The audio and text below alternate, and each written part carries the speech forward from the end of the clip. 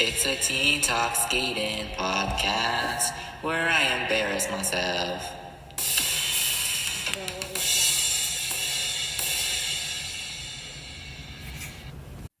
Hello, hello, hello, and welcome to episode 51 of the Teen Talk Skating Podcast. My name is Van Gogh, and welcome to my little ranty podcast where I talk for like 50 minutes about the world's best sport. In some people's eyes, the world's worst sport, but they're obviously wrong and should not be listening. Anyway, I hope you all are doing very, very well.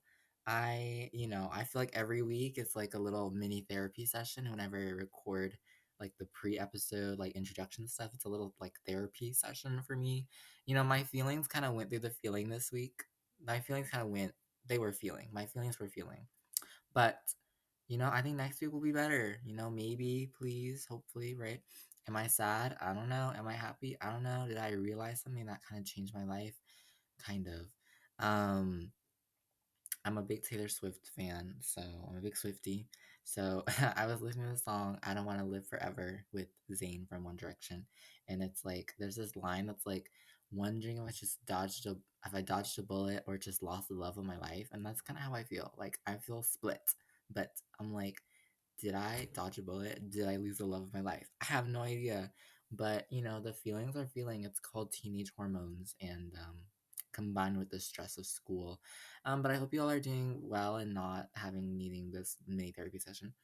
It's more for me. It's not really for you, honestly. But yeah, let's get started with our program of the week before we have our very, very fun main episode, which I'm very excited about because this is one that I'm just like, ooh, it's in the air. You know what I mean? It's in, like, I just feel so good about. But yeah, time for your main episode. Your program of the week. Oops, forgot my own podcast schedule.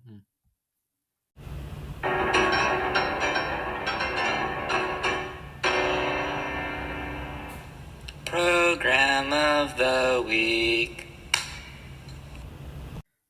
Okay, so you heard the theme song. It's the program of the week, and this program of the week is a great example of what I would say is how to use music to your advantage. How to actually use music well, not skate to music, but have the music almost become one with the skate.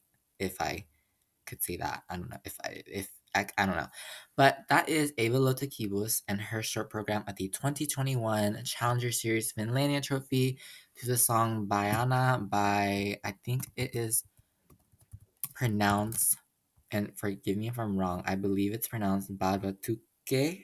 It is a let me think. It is a Brazilian like pop rock group, I believe.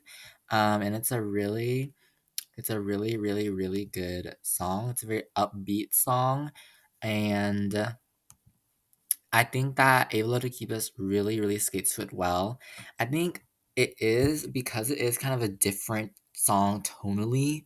It does use a lot of like electronic instruments. It almost sounds like there's like a didgeridoo kind of like stuck in there, like this like woo woo woo. I don't know what I'm saying at this point.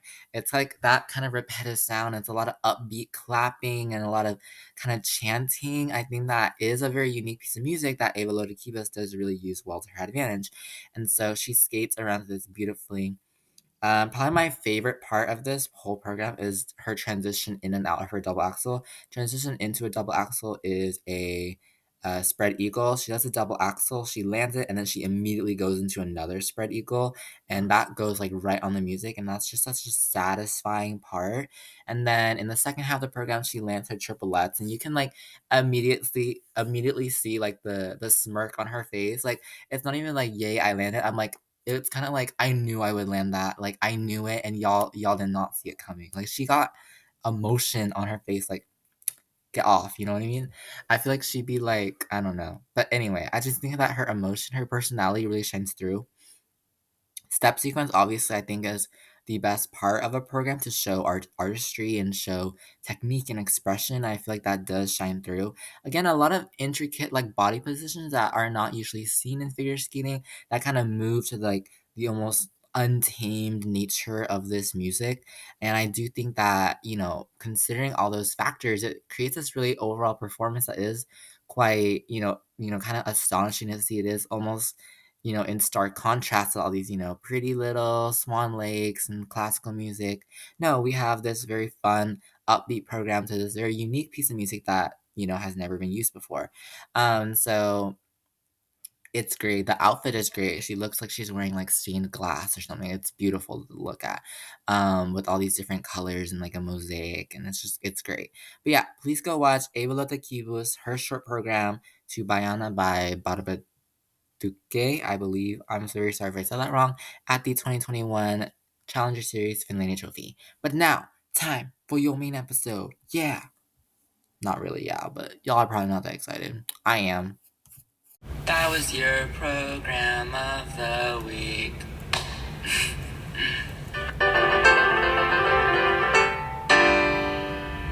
Okay, this is our first competition related episode of the year 2025, and it is a preview for US Nationals 2025, which happens to be in Wichita, Kansas. And I know I'm very funny with that title, right? Wichita skaters will win, like which of, I won't, I'm that dad at the soccer game. Anyway, before I, give myself like a few decades to age into a soccer dad, I want to really stress that this is a very important US Nationals, right? Because this is the US Nationals that decides spots for Worlds in 2025. Obviously, it is a home world in Boston, so I feel like that even adds more pressure. Oop, that is my device. Um, Obviously, that adds a lot more pressure to everything because these skaters are competing not only for a spot at Worlds, but a spot at Worlds at home in the US, where, fans from across the country will be seeing them, from across the world will be seeing them. But skating at home is obviously a huge honor. Being able to skate at home is a huge honor.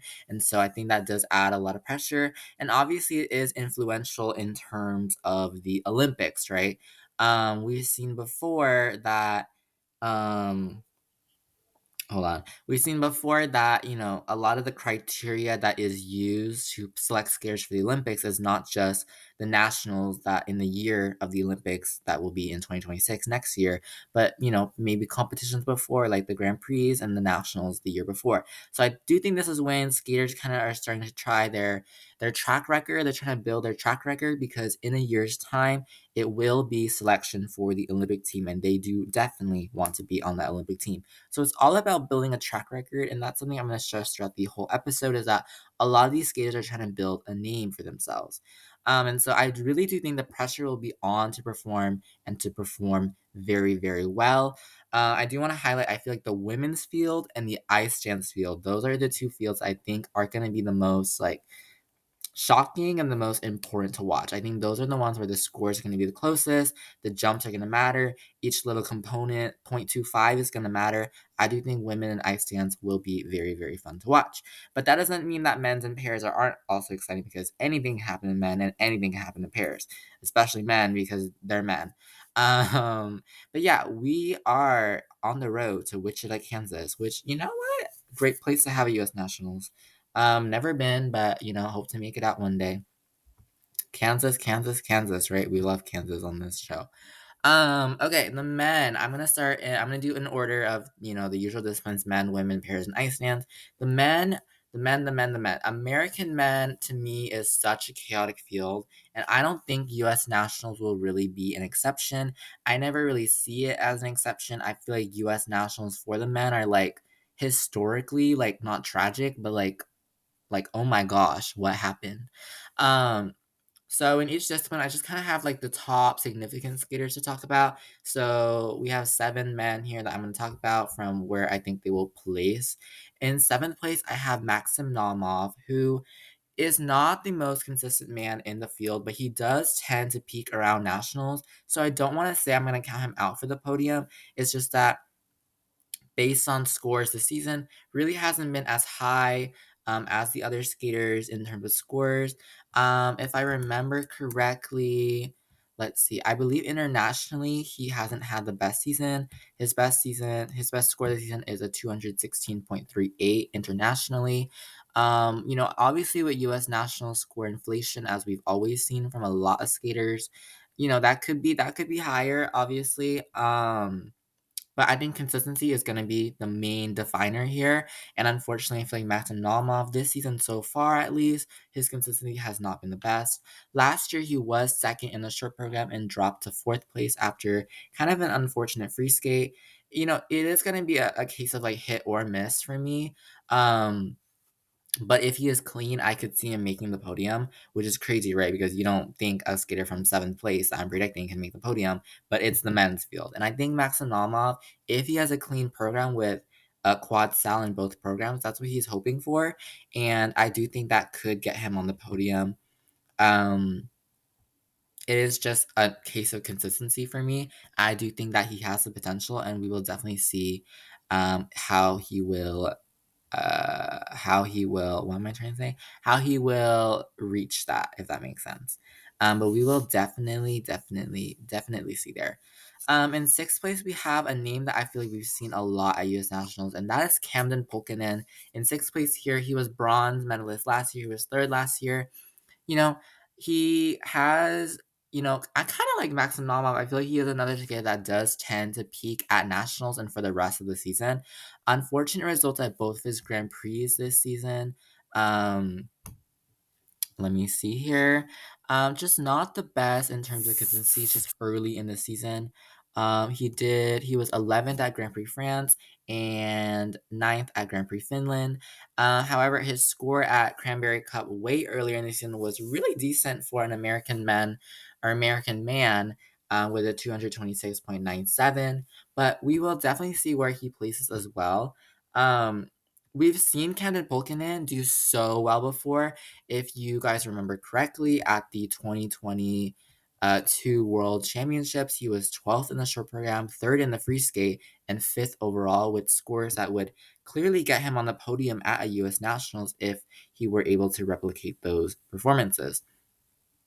Now, again, I don't want to say that it is a sure thing that he's going to be on the podium or not. It is, again, really depending on consistency. I could see him seventh, third, second. I don't know. Like a lot of the men, I think staying clean will be his route to the podium. I think that is the main lesson that we're going to look at from a lot of the men here is staying clean. But I will say, I feel like out of all the men that are kind of in this middle pack of American men, I do think that Camden Pulkkinen has the best track record of them, and so that will certainly be interesting to see if they consider him for Worlds, if they consider him from US or for the Olympics next year, even though he might not podium. Not sure what will happen there, or if they will pick a skater who is a little more consistent, whoever does places better at US Nationals. But I think we will definitely see, because we never really know.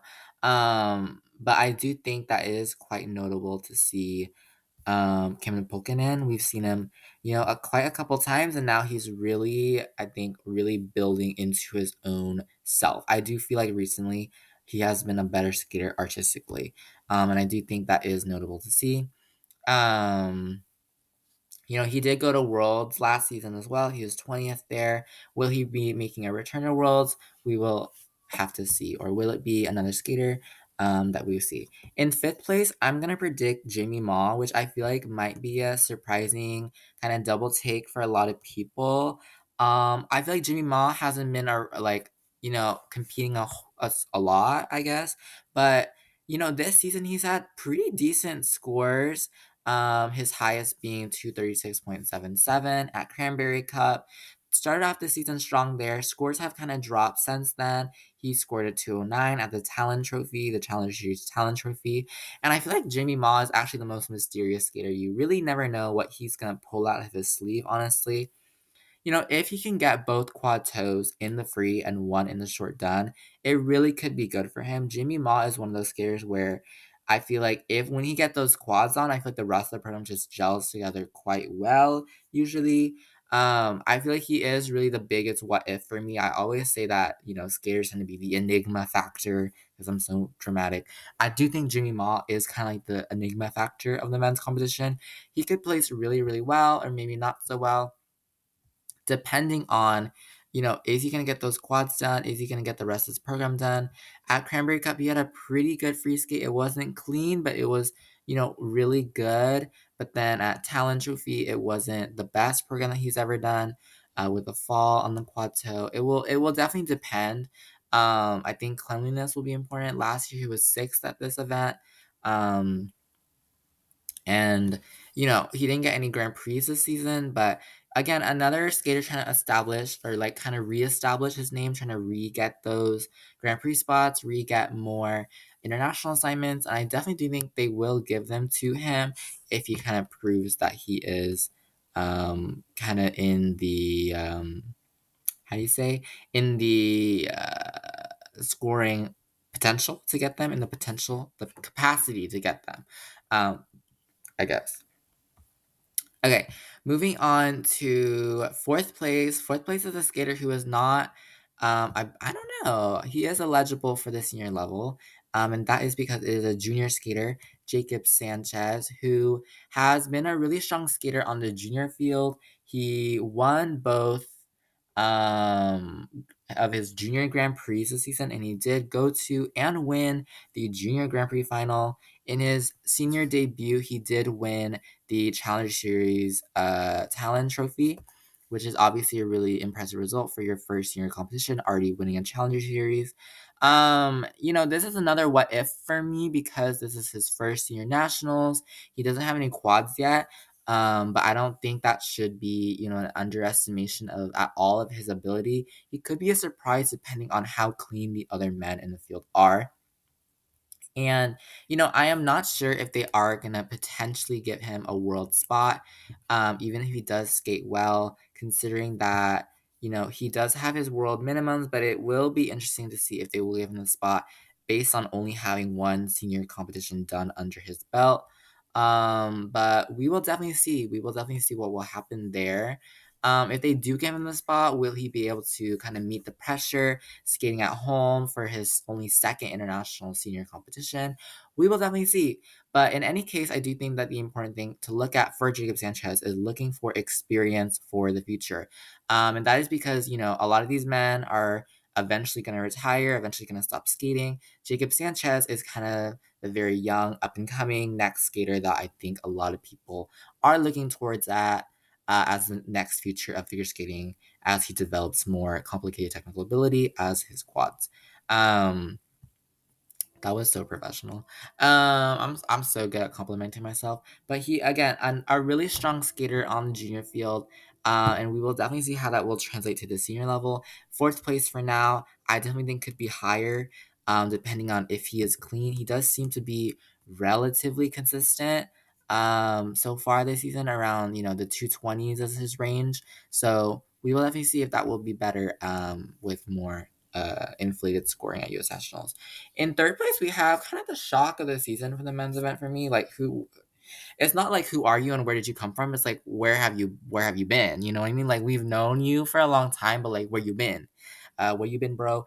And that is in third place, Andrew Torgashev, who made a really huge shock by winning bronze at Grand Prix France, and he was fourth at NHK Trophy. He set, personal best this season. He's been living the life, and out of all the men, he's actually out of all the men in the entire U.S. Nationals field, he does have the second highest season's best out of any of the skaters, and that is a really impressive result. This season has really been kind of like a bit of an on fire season. Those two Grand Prix were a really good result for him, being third at Grand Prix France again, like I said, and fourth at NHK Trophy, and he even set a new personal best at NHK Trophy. So you know, Andrew Turkishev is really the man of the season, and his Scheherazade free skate I really like. I think the key to his victory will, like a lot of the men, be clean. But it is really he kind of has a different situation because those performances at his two Grand Prix have kind of given him a lot more momentum. I have seen some people discussing him as a potential podium spoiler at nationals, and that momentum coming from already having some success on the Grand Prix obviously does help a lot going into competition. Does add some pressure as well, but hopefully he will be able to meet that pressure. And Cheryshev, he's looking to go to Worlds again, have a great performance there, and obviously give himself a case for the Olympic team next year. I think the key to his victory will be those three backloaded combos that he has continued to try to do in the second half of the program. Three backloaded combos is not really the most common thing to do, but it is quite crazy. And I think Andrew Torkashev is kind of a man of chaos. We love it. We all love it. So yeah, definitely will be someone to definitely watch out for is Andrew Torkashev, considering what he's done this season. In second place, this is another. I hate to say that I'm doubting this because it's my favorite, but in second place, I have put Jason Brown, who has had some struggles this early first half of the season. So I unfortunately would not be surprised if he was in second place. Artistically, he is the best of the field. There is no questioning that. I don't think anyone here is gonna beat Jason Brown suddenly on components, but there's no way to beat him there, but technically he has struggled. Jumps in this season have not just been the best for Jason Brown. Um, his two performances at both Skate Canada and AHK Trophy were just not, the standard that we're kind of used to for Jason Brown. Popping jumps, under rotating jumps. I think in general they've called out his under rotations a lot more this season. And he's really hoping not to have those mistakes kind of repeat. Um, I do think Jason Brown is another skater that again peaks around nationals, or the last two seasons we've only seen him compete at nationals and not the first fall half of the season. So maybe it was just a case of getting back into the rhythm of things, getting back into the fall part of the season, understanding Grand Prix and everything. But US Nationals is often a good competition for Jason Brown. And maybe I'm just saying that because I just want Jason to go to Worlds so bad. But I want Jason to go to Worlds. I think he will make it. And I even think that if he doesn't do good, I think he's given himself enough of a case to be able to kind of say like, hey, like I know nationals didn't go so well, but look at all my previous experience and everything. I definitely do think that maybe something like that will happen. If he doesn't get onto the podium. But I doubt it honestly, and I do think that he will get on the podium. In first place, we have Ilya Malinin because I don't think anyone is going to beat Ilya Malinin. He does feel a bit like impossible to beat right now. He is having a great season. He's first in the world. He's placed first at every single competition that he's gone to, etc. Um, and so I really don't see anybody beating Ilya Malinin. Maybe somebody out there that, suddenly shows up with three, all different types of quads. I don't know, Jason Brown, I don't know.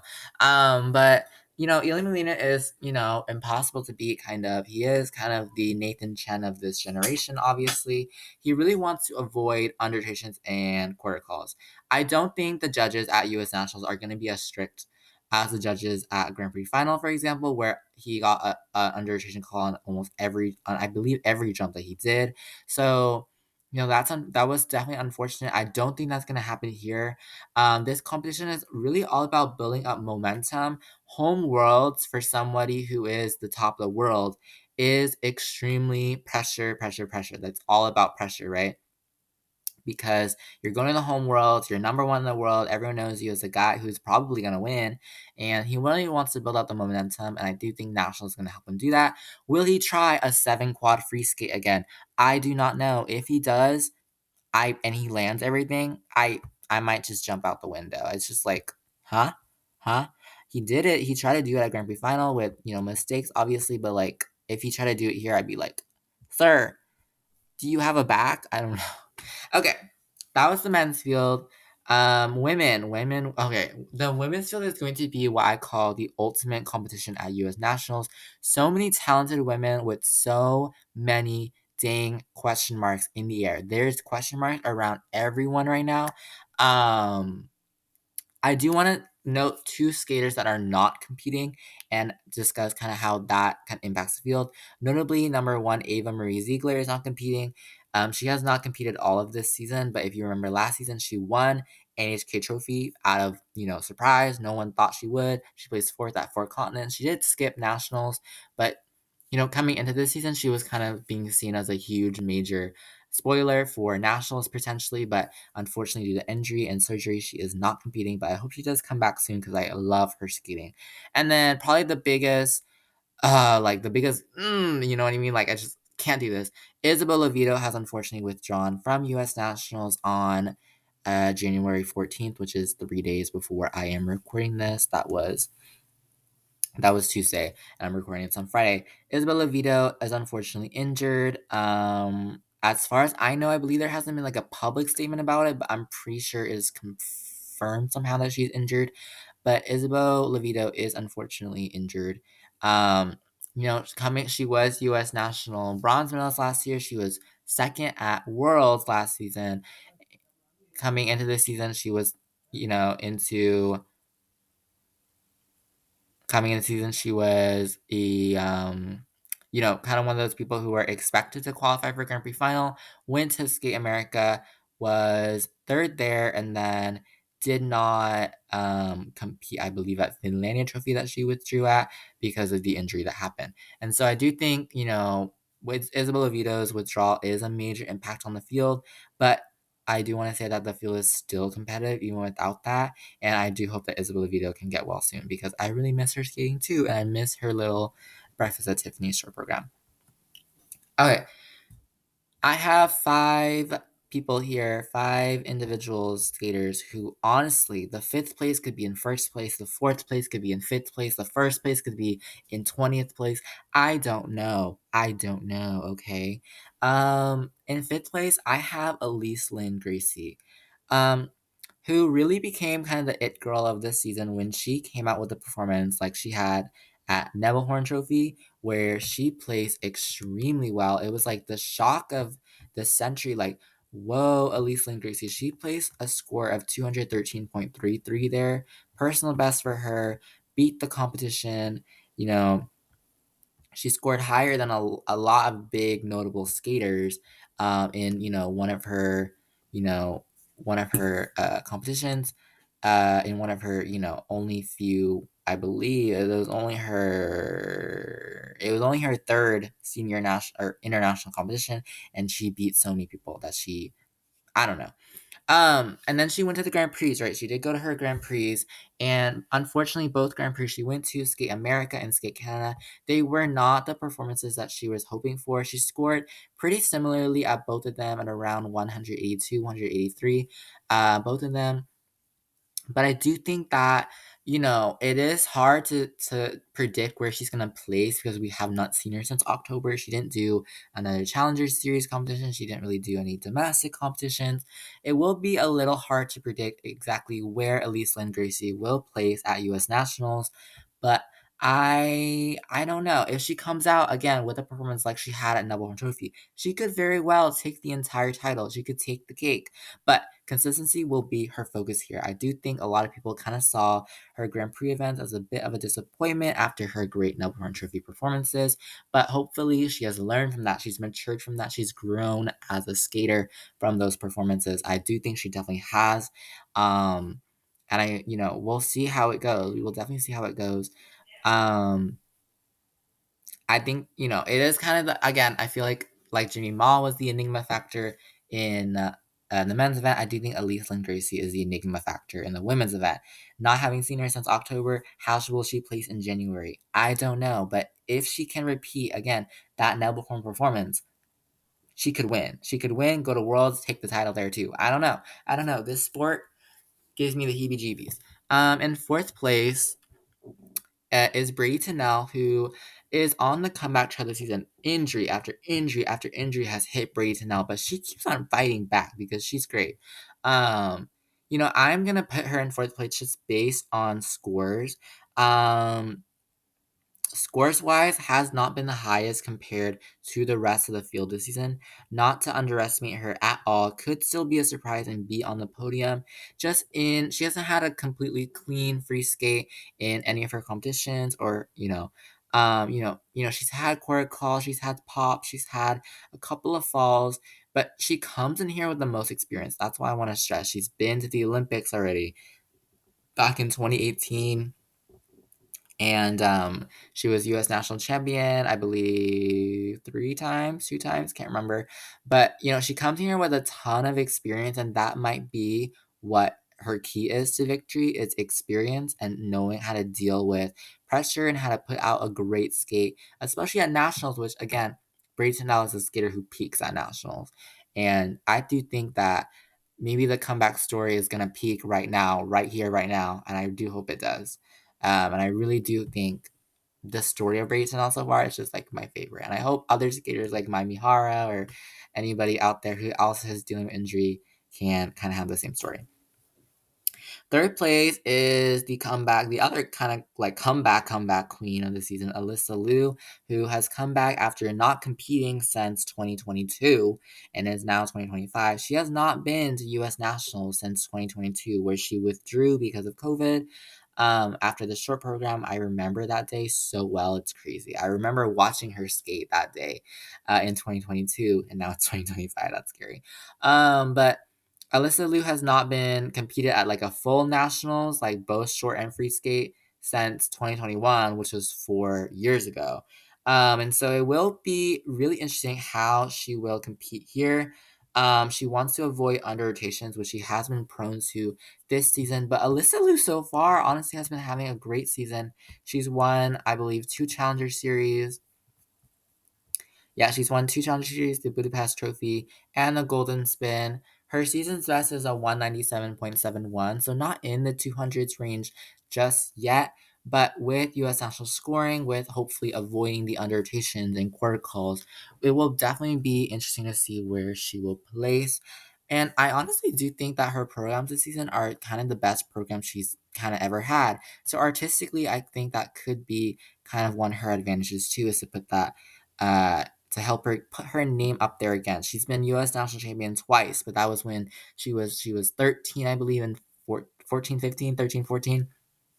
And so now, as a 19-year-old, can Alyssa Liu put her name up again, champion material? I think she can. I definitely think that is another, again, going to be another story of the figure skating century to see Alyssa Liu come back like that. In second place has been the American queen of consistency this season, and that is Sarah Everhart, who has been technically perfect, not perfect. She's had a little, a few calls, but technically she's been quite perfect. Honestly, she has not really faltered much at all. Her lowest free skate score is only a 124, and that was just because of quarter call. She does not pop. She doesn't pop. She don't fall. She's kind of an impenetrable wall right now. I think Sarah Everhart is. Um, Again, like I said earlier with the men, the U.S. judging panel does tend to be quite a bit more lenient, I would say, with under rotation. So we will definitely see where Sarah Everhart will, if she will get the quarter calls or not. Artistically, she might not be the best of all the top skaters. So I think high GOE on her jumps is going to be the way to go. She is coming in this season kind of being the youngest. She came out of nowhere. Like I said last year, she came out of nowhere. Fourth at U.S. Nationals. Where the heck did you come from, Sarah Everhart? I have no idea. She came out of nowhere and then kind of what am I trying to say? She came out of nowhere and then she kind of just took the world by storm. She didn't even hesitate a second. She's been doing great at her competitions this season. Didn't podium at her Grand Prix, but got really good scores of fifth place and a fourth place for a first time Grand Prix skater. That's really good. And I do think that this is kind of like a 360 moment. Last year, we didn't really know who Sarah Everhart here. Sarah Everhart was. Last year we didn't know at all. This year we know her and we love her and we've seen her skate so well. And I do think if she's the most consistent, I think she will win. And we will definitely see there. Okay, first place is Amber Glenn, who is my favorite women's skater currently. She's had an undefeated season this season. Last season was a bit of a struggle for Amber Glenn. This season she's been undefeated, won both of her Grand Prix, won the Grand Prix final.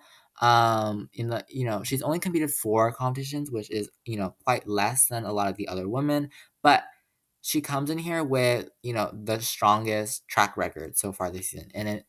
I would not be a surprise to me if she won. Last year she won US Nationals, if you remember, but it was quite a um disappointment in a sense. I don't want to say disappointment. She won, which is amazing, but it wasn't with the skates that she really wanted. It was with the free skate that was unfortunately not the best. And I think that this year she's coming in with the mindset that she wants to win a more deserved title, if that makes sense. A lot of fans really want to see her win a deserved title where she skates the best of her ability. I do think I remember last season at a press conference, I think at US Nationals, she said that she knows that she could have skated better. I think this year she knows that even more, that she could have skated better, and she is gonna skate better.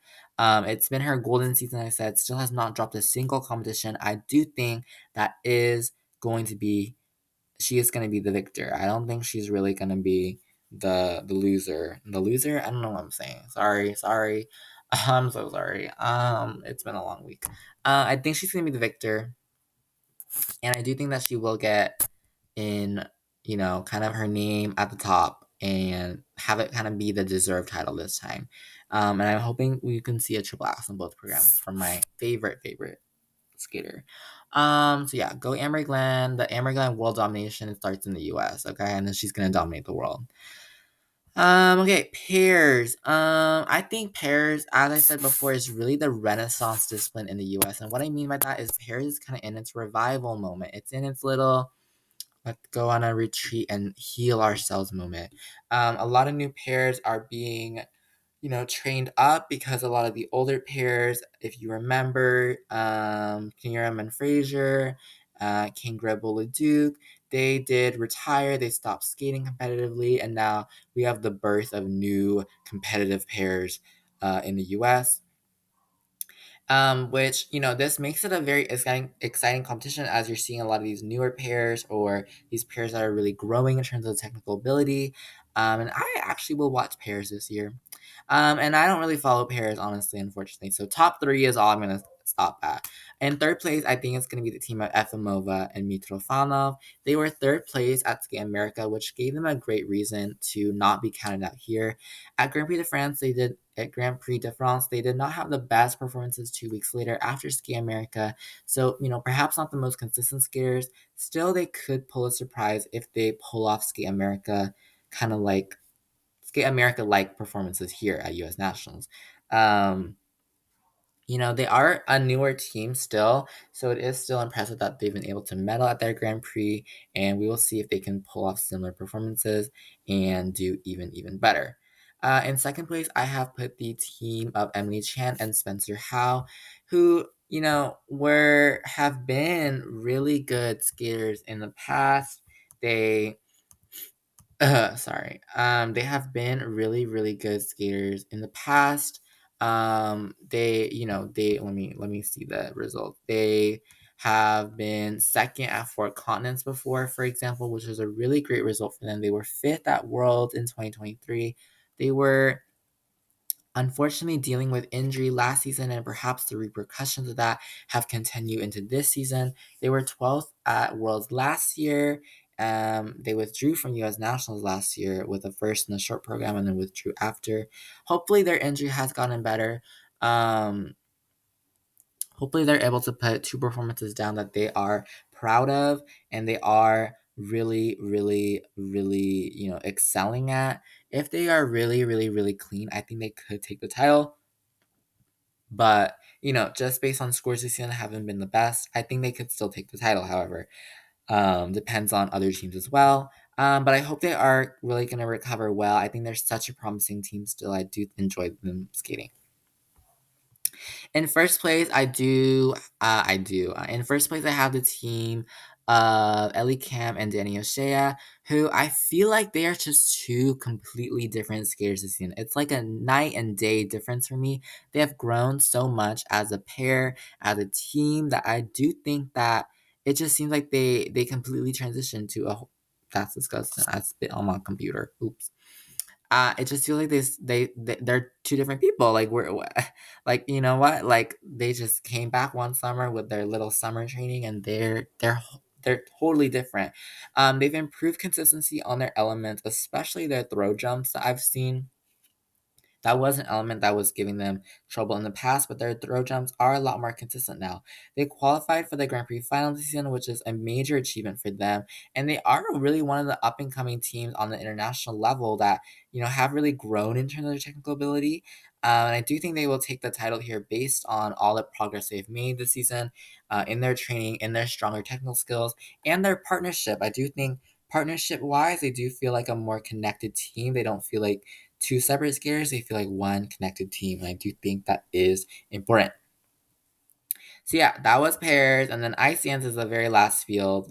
US ice dance is always chaotic, always scary. There are so many teams that are so close together in scores. It just feels like, oh, like I don't know who's gonna like you know what I mean? Like you never know at US Ice Dance.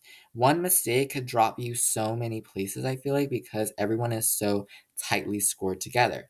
I will say only second place and first place feel very set to me. Like those are the skaters that are gonna win. I don't see anyone else getting those places. Third through eighth place, honestly, could be anywhere. And I will say Ice Dance is, a little harder for me to kind of predict. I feel like Ice Dance is not as predictable, I would say. And so I kind of decided to go more based on kind of season best scores internationally, but I did consider a few other factors as well. In eighth place, starting with eighth place, we have Nesset and Markelov, who are coming up from juniors this season. They had a great junior season last season, becoming junior world champions. But I've seen a lot of people also like their programs this season.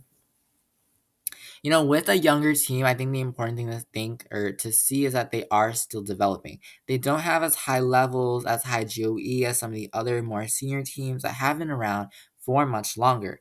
And so I do think this US Nationals is not maybe about being on the podium. It's about getting experience, especially since they are the future of ice dance in the US. They scored really well at Skate America. For example, I do think that they will continue to score really well as they gain more experience, as they get more technical ability, to get higher levels, higher GOE, push those boundaries of GOE, I think is how you win in ice dance. And so I do think they will develop even more. I do think that they are getting experience, and that's the main thing to get here at US Nationals this season. In seventh place, we have the sibling team of Una Brown and Gage Brown, who are still a really young team after being junior world champions just a couple of seasons ago in 2022. Yeah. They had okay results at both of their Grand Prix. Not high scores compared to the other teams. That's why I'm putting them here in seventh place compared to another higher position. Just not the highest scores, tight scores. I'm telling you, it's not like it's a 10-point difference. It's a tight, like 1-2 point difference. So, they are a team that I could see being higher. And I do think that they are another team that is considered the future of ice dance. They have had more experience than Nested and Markloff, for example, but they do have more to push and to learn in terms of their GOE and everything. But I do think that they are a pretty good team. I do think they would continue to develop pretty well. It's going to be about GOE for them for sure. In sixth place, we have the team of Ava Pate, and Logan Bai, who are a very solid team overall. They are, sometimes a little bit inconsistent here and there in terms of scores, kind of sometimes a little bit kind of up and down, for example. But they have been scoring around the 180 range this season for the most part. I always find that there is something very rewarding and redeeming about them. I define them as something to look forward to. I remember they had a free dance that was Stravinsky, or like it was the Polovatsian dances, if I remember correctly. I just thought that was such a great, solid program from them. I always find that they do have something special about them, and I do think that it is perhaps gonna let them shine through. I do think that Peyton Bai, maybe they aren't the best score wise, but they do often make an impression on me. I feel like I definitely feel that I've been having, I don't know. they make an impression on the viewer. In fifth place, we had the team of Green and Parsons, who were the 2022 Fort Collins champions, who have been looking to find some of the same success that they've had in the past. Ever since the 2022 Fort Collins, they have not had the top scores, the best scores. Grand Prix this season, they were fourth and sixth. Good scores and no mistakes will be their key here. Last year they were third in the rhythm dance and then fourth in the free dance for fourth overall. So they're really trying not to get overtaken this season. Hopefully trying to get better and better scores. Really trying to be clean here. Hopefully. And I feel like artistically they are one of my favorite teams. Especially I remember that free dance from Four Cons was so good. So good. Okay. In fourth place, we had the surprise bronze medalists from last year, and that is the team of Emily Brady and Ian Somerville, who were a surprise third place because of such a great free dance last season. They have kept the same free dance. I don't know if that's going to be their little good luck charm. They could pull off another third place. I'm putting them in fourth just because of lower scores than the next team. They have shown tenacity. I feel like tenacity. That's so fancy. They've shown tenacity. I feel like because they were ninth at Skate Canada with mistakes on twizzles in the free skate or in the free dance, and the very next week at Grand Prix France, they were third. Just shows you how far they've come, how far they continue to go. And if they are really clean and the judges like it, I think they very well could be third place as we continue to see them develop. I do think that they kind of came out of nowhere with that third place last year, and it could pull off again.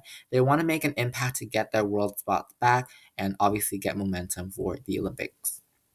In third place, we have the ice dance team of Amelia Zingas and Vadim Kolesnik. To me, it really feels like they've made the biggest progress and the biggest improvements out of any of the U.S. ice dance teams this season. And that's saying a lot, obviously, because of all the different teams. But I do think Zingas and Kolesnik have made significant progress. They are, being third in the U.S. ice dance field is highly competitive. They might not be third. They might be fourth. They might be fifth. They might be sixth this year. But it just feels like they've improved the most in terms of technical ability and score this season. Is the Federation pushing them internationally? That's what I've seen a lot of people say is that the U.S. Federation is kind of pushing them. Will they get to the Olympics? I don't know. Will Vadim Kolesnik get his citizenship, his U.S. citizenship for the Olympics? I don't know. But I do think Zingas Kolesnik are, out of all the teams from third to eighth, most likely to be third. Not guaranteed for sure. It could be a huge, wild oopsie on my part. Just in terms of scores this season, I do think Zingas and Kolesnik are going to be the ones in third. Correct me if I'm wrong later, okay? In second place, we have the team of Carrera and Ponomarenko, who, like I said, I feel like they are kind of a lock for second place. They have been the number 2 U.S. ice dance team for a while now, definitely improving last season. I like their free dance really, really well last season. That like murder mystery theme free dance was really fun. I enjoy how they skate, and I think that they are guaranteed second place here unless mistakes kind of creep in. They haven't been the highest, they haven't reached their personal best, but I doubt they will get poor scores unless something really goes off. But they did even win the free dance last season, which is, great for them. And so we will see how they place there. In first place, I think this one's guaranteed. There's no way. First place is Madison Chalk and Evan Bates. They have been the prime season competitors at U.S. Nationals every year. They are the 2-time world champions now. They've won the Grand Prix final this season. Last season at U.S. Nationals, they were like sick, and then the camera was like panned onto the door, like of the room they were in for like entire minutes. It was like the weirdest thing I've ever seen in my life. Like, why are we stalking them in their room? I don't know. But hopefully they are not sick this year and a camera does not stalk them. They are really hoping to avoid major mistakes. They did have that big fall in their rhythm dance at Skate America, but otherwise, I don't think that's going to happen. I do think their title is pretty much theirs. Feels very solidly locked in. If Chalk and Bates don't win, I will literally stop recording this podcast. Okay? I probably won't do that.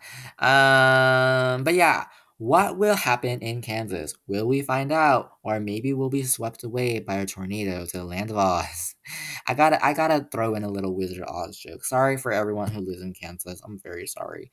But yeah, that is everything for this episode of a Teen Talks Game podcast. I know I talked for like hours, I feel like, about US Nationals. It is a competition that I am able to watch. I'm able to watch a ton of because I live in the US and it's showing on TV and everything. And I love watching US Nationals. I feel like the energy is always there for me in US Nationals. And, I feel like each event this season has kind of its own story to tell. Women ice dance are going to be the most exciting ones for sure. So stay tuned. I will be recapping US Nationals in 2 weeks, which I know is crazy because it is actually happening next week, and I will do the recap next week. The week after that, I mean. So next week is actually going to be a preview episode for Europeans, and then it will be a U.S. Nationals review, and then a European review. So that is all for this episode of the Teen Talks Game podcast. Thank you for listening to me rant about how I don't know which of these skaters, Wichita skaters will win. I'm not that funny, but soccer dad, whatever. I'm a skating dad now. It's fine.